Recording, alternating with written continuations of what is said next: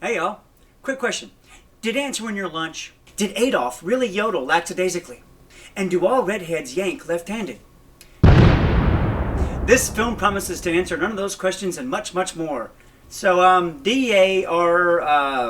Do I just say the letters or what? Don't shrug at me, you're the producer. Produce me a name. My name is Mr. D.A.R.Y.L. Hello, kids. Alright, we've come to an agreement. So the movie opens with this dude, Dr. Mulligan, who probably wishes he had one of them do-overs because he's gone and kidnapped a kid and dumped it in the woods, as you do. Just kidding, it ain't a kid at all. It's actually one of them data analyzing robot youth life forms, you know? Dizzle. We call him Dizzle. To Mr. Dizzle. And Dizzle is basically an iPhone that looks like a kid. So at worst, maybe Dr. Mulligan's looking at some like theft and littering charges. Oh, damn! Oh, he did. Yeah. Alright. Well, hey, can't charge him with littering when he littered his own corpse. Ugh, that got dark. I mean, just imagine somebody working at the first iPhone factory and they take a prototype and they take it to the woods and they're like, "You're free, little buddy, run!" And then they hurl themselves off a cliff. Huh? That's probably why those buildings have those nets, huh? The bigger crime here is the creepy old folks finding a stolen smartphone and just taking it home for themselves. Hey, don't mind the totally unrelated helicopters circling, you old thieves. Later, at a place for discarded phones, they discover that this model's still waterproof and ain't got no viruses neither, so they refurbish it and sell it like a Russian bodega. Hey! Hey! Mr. Michael McKeon here has a resume longer than a CVS receipt, and he started out doing little stuff like Laverne and Shirley and Happy Days, but then he moved up to some bitchin' films like Spinal Tap, Clue, Best in Show, and frickin' Airheads. Come on, let's show you around. Hey, Darren. Catch. So the little phone gets adopted, but he's all tuckered out, so he recharges while the neighborhood wildlife stops by. Ah! Hi, Turtle. How's the vacation? It was okay. And I found something even more interesting than vacation. What was that? Watching paint dry. What an ungrateful little... Yeah, vacations suck. I wonder why they call him Turtle.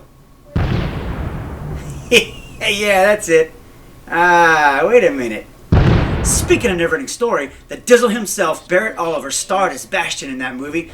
The Dizzle rode the frickin' luck dragon, y'all! Then he did this, and then he did Cocoon and Tim Burton's Frankenweenie before he dropped the mic and lived happily ever after.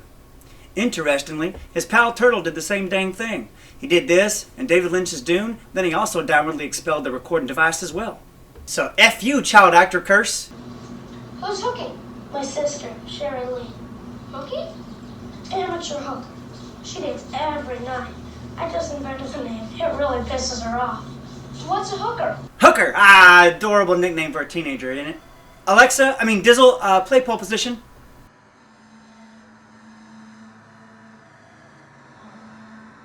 Bullshit! First of all, even if you're driving perfectly, pole position don't just keep speeding up like it's frickin' Tetris. And even if it did, to drive that perfectly, Dizzle's joystick would catch on fire from the friction. For a genius, you can be real stupid. You know, for a scene that's supposed to show off your hero's special skills. You can be real stupid. Yep. So Dizzle gets sent to a place where they try to teach meatbags to be smartphones, and he ends up outsmarting the biggest phone there and makes it glitch. Turns out the phone, is real dang good at triangulating the trajectory of moving targets. It's probably just a coincidence. Right. She is way too happy about her window just being broken. You're a natural. You're a genius. Baseball genius. Definitely a curveball. Definitely a curveball. Definitely a curveball. Steve, I got a wallet. Turtle. What I do now? I just walked in the door, for Christ's sake. It's cute when they take the Lord's name in vain, ain't it? Because somebody decided to save our team's honor by spiking the Warriors' Cokes with vodka. And when they drug entire baseball teams, hot damn! Shirley says he's sexy, but Turtle says it's because he has the biggest. D.A.R.Y.L. And when Dizzle jokes about big Dizzles, ha! A phone using CB, give me a break. Huh? Oh. I'll be damned. Here's where he up, down, left, right, BA, select, starts an ATM, and puts $1 million into his foster dad's account. So we gotta bear in mind that this is the same 80s that thought we could whistle into a phone and set off nuclear missiles. Told you. Dizzle and Turtle's baseball team is called the Mohawks, and they're playing the Mullets in the championship if they can cut off the Rat Tails in the semifinals race. Here's a fun fact. Colleen Camp, the lady in the middle, is supposed to be the mother of Amy Linker on the right, who's only 13 years her junior. So Dizzle, the dancing smartphone, hits 8 home runs in a row and makes all the meatbags nervous. So Turtle tells him in order to make the larger meatbags more comfortable, little smartphones gotta have glitches every once in a while. So Dizzle tells Michael McKean to kiss his ass and bam! We're a real family now, y'all. Yeehaw! You just don't see proper freeze frames in the wild much these days. Uh-oh, Dizzle's real parents show up out of nowhere and mess everything up. Evil Dr. and Mrs. X. Dr. X has been acting his ass off for like 50 years. My dude was in their critically acclaimed blockbusters Close Encounters of the Third Kind and Mighty Ducks. So they take back their phone and Turtle springs a leak on a funeral pyre for some reason. All evil doctors seem to be loaded, don't they? And this ain't no exception. He takes Dizzle on a private jet where he visits the cockpit and downloads how to fly right quick in case it comes in handy. Then they give him a quick power wash and whoa, 80 stuff everywhere. Wow! Whoa! This kid's brain's like Wolfenstein on acid. They do a bunch of tests on him and realize their precious phone now has feelings. Ugh! Probably caught him from Turtle's hooker sister. Youth Life Form project as of now is terminated. Basically, we need an adult version of it. Wait a minute, so why didn't you just make a grown-up in the first place? Well, either way, it looks like Dizzle's getting canceled like Disney Plus after the Mando finale. But wait a sec, evil Dr. X now starts feeling guilty. Because he's a meatbag after all, and he recognizes Dizzle can feel fizzles too. You Dizzle, my nizzle? Now stop asking quizzles. Plug yourself in, shut down, and get some slizzle. The other meatbags come to visit and finally learn the truth from old Dr. Feelsbad. But before they leave, they all hatch a plan to jailbreak the little smartphone before the military tries to do something weird like change his USB to that stupid lightning port. Oh snap, they're here! This one guy's real thorough though. He personally touches a key on literally every keyboard in the building until it says terminated. But uh-oh, some idiot had to type a straight up confession for no reason whatsoever. But there is a reason. The end of Act 3 car chase! General, a machine becomes human when you can't tell the difference anymore. Hey, look everybody, it's Susie Turing over here. Anyway, so the now not so evil doctors ruin their careers to save the Dizzle. And after ruining 3 doctors' careers, he's finally become more dangerous than an apple a day. Now with 100 cops on their tail, Doc decides it can't get any worse, so he lets the phone drive, who promptly does a bunch of fancy crap that takes up shitloads of bandwidth, only to get 20 feet further ahead of the cops than when he started. But wait for it, wait for it, wait for it. Yeah! That's a whole heap of bullshit right there. Wait. Those other 2 cars ain't even got randomly convenient ramps. How'd they get airborne? Here's one of my favorite parts, y'all. Check this out.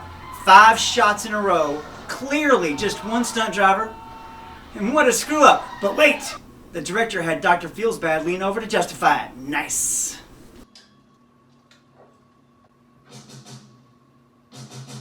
Pretty good, huh? No, it's not good. Bad Dizzle, bad.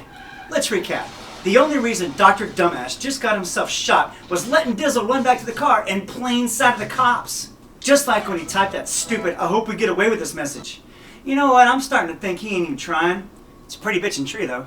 Alright, so here we have the obligatory, "I did you wrong bro, which bums me out, but I love you now" death scene. And we see the phone spring a leak, which proves he's partially a meatbag, I guess.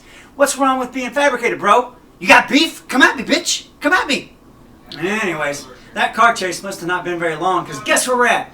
Just outside an Air Force base. Who'd have thunk it?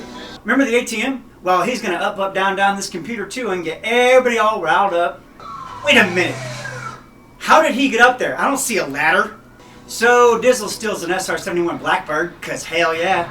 But wait a second, how the heck did he find a kid-sized helmet in there?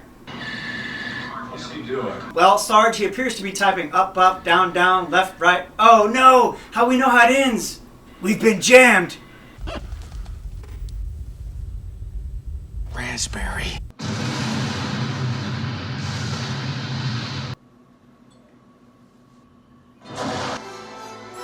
So they take the smartphone to the Genius Bar and sure enough, it's dead. Till Turtle's like, "Wait a minute, y'all! He's just a battery. He just needs to be recharged." And sure enough, Dr. Not Evil Lady shows up and charges him back up, no problemo, and BAM! Hugs all around, and phones and meatbags live happily ever after. I give this Dizzle 3 R-Rizzles out of 5. Alright.